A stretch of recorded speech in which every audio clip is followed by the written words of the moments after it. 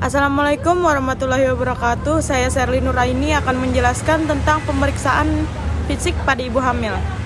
Pada trimester pertama 1-13 minggu, trimester pertama dilakukan untuk mengevaluasi resiko kehamilan bayi dengan sindrom Down. Tes tersebut juga memberikan informasi tentang risiko trisomi 18. Sindrom tersebut menyebabkan gangguan seumur hidup dalam perkembangan gangguan mental dan sosial, serta berbagai masalah fisik lainnya. Sedangkan risiko trisomi 18 menyebabkan penundaan yang lebih parah dan seringkali berakibat fatal pada usia 1 tahun.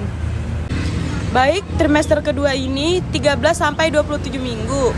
Pada saat memasuki trimester kedua ini, banyak sekali resiko kehamilan yang mungkin terjadi pada ibu hamil maupun janin. Mulai dari pendarahan, kelahiran prematur, sampai dari Down syndrome. Untuk itu, mengantisipasi hal tersebut, ibu hamil disarankan untuk menjalani tes kehamilan pada saat trimester kedua.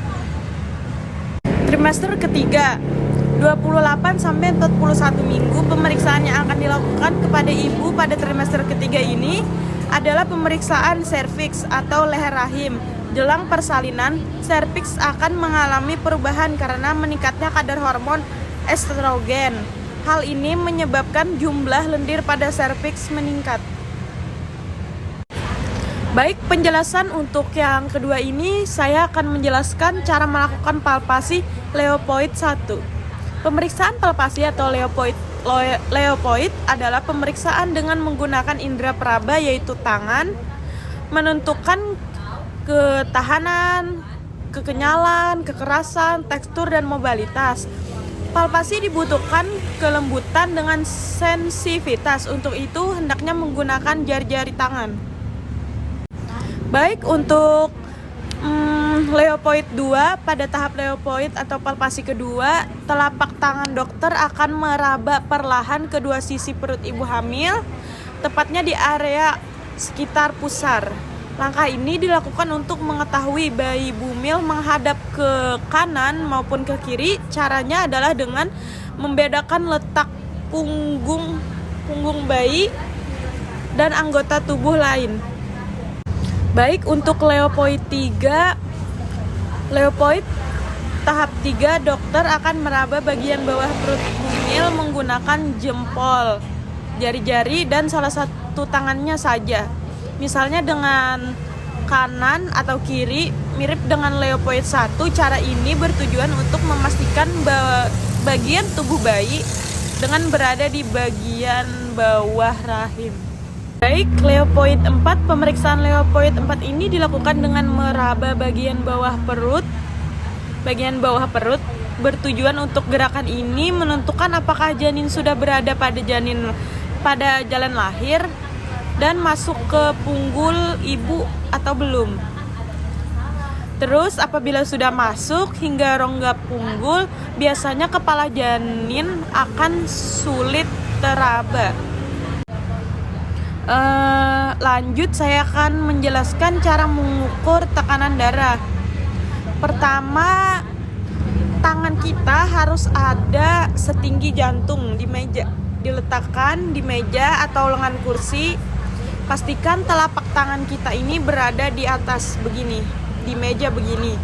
Terus letakkan bantal atau alas di bawah lengan. Diletakkan di bawah lengan sini alas yang kalian punya, misalkan bantal, alas lainnya gitu. Habis itu, agar lengan sejajar dengan jantung, langkah selanjutnya gulung lengan baju. Digulung sampai atas. Terus agar pemeriksaan tekanan darah akan ditempelkan langsung menyentuh kulit agar hasil pemeriksaan akurat. Selanjutnya saya akan menjelaskan cara mengukur denyut jantung. Yang pertama, gunakan 2 jari, itu bisa dua jari itu jari telunjuk sama jari tengah. Untuk meraba nadi di pergelangan, biasanya kita meraba itu dari ini, sejajar dengan jempol. Kita cari denyutnya sejajar dengan jempol. Habis itu sampai merasakan denyutnya, lalu hitung jumlah denyut nadi selama 1 menit. Hitung selama 1 menit. Atau bisa juga dengan cara menghitung per 15 detik lalu dikalikan dengan 4. Baik, selanjutnya saya akan menjelaskan cara menghitung jumlah pernapasan. Langkah pertama, perhatikan dada orang tersebut naik turunnya. Perhatikan itu dulu. Satu napas lengkap terdiri dari satu inhalasi saat dada naik, diikuti oleh satu ekspirasi saat dada kita turun. Untuk mengukur laju pernapasan tersebut, hitung jumlah napas selama 1 menit penuh atau selama 30 detik dikalikan dengan 2. Baik, selanjutnya cara menghitung lingkar lengan atas. Yang pertama, tentukan lengan mana yang akan kita ukur. Bila tangan kanan itu yang sering aktif, jadi sebaiknya kita mengukur lingkar lengan atas itu pada sebelah tangan kiri. Untuk yang kedua, tekuk tangan hingga membentuk siku-siku.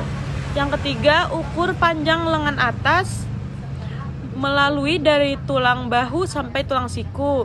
Yang keempat, tandai titik tangan dari panjang lengan atas.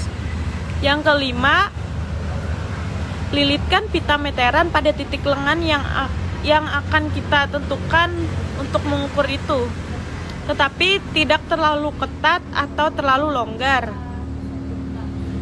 Yang keenam, baca angka yang tertara di meteran, lalu lihat apakah ukuran lingkar lengan atas masuk ke dalam kategori normal atau tidak.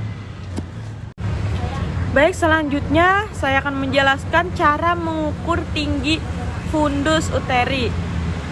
Cara mengukur itu perlu berbaring pada tempat tidur. Gunakan alat pengukur dimulai dari simfisis pubis, tulang kemaluan, hingga bagian atas perut yaitu fundus.